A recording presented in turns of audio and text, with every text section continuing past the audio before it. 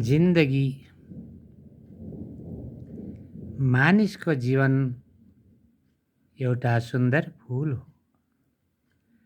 मानिसको जीवन एउटा सुन्दर फूल हो। प्रेम त्यसैको मधुरस हो जीवन अनुभवको सङ्गालो हो। परिस्थिति त्यसैको उपज हो। परिस्थिति त्यसैको उपज हो।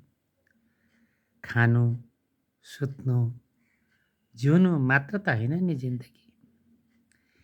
खानु सुत्नु जिउनु मात्र त होइन नि जिन्दगी। सङ्घर्षशील हुनु पनि जिउँदो हुनुको प्रमाण हो। सङ्घर्षशील हुनु पनि जिउँदो हुनुको प्रमाण हो। जीवन जन्मदै कठिन मार्ग भएर जन्मिन्छ। बुझिराख जिउनी मार्ग त झन् जटिल अनि घुमाउरा छन्। जिउने मार्ग त झन् जटिल अनि घुमाउरा छन्। घृणा क्रोध रूपी तिखा काँडाले जीवन रूपी चक्कामा प्वाल पार्न सक्छ।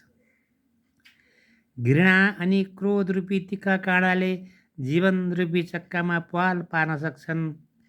यात्रा बिचमै टुङ्गिन वा रुमल लिन सक्छ। यात्रा बिचमै टुङ्गिन वा रुम लिन सक्छ। असल अनि कुशल चालकले नै गन्तव्यमा पुर्याउन सक्छ।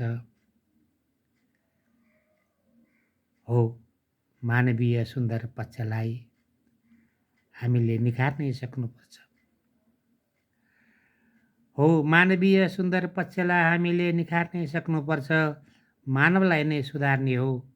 वनका काँडालाई कहाँ तिखारिरहनुपर्छ र वनका काँडालाई कहाँ तिखारिरहनुपर्छ र। धन्यवाद।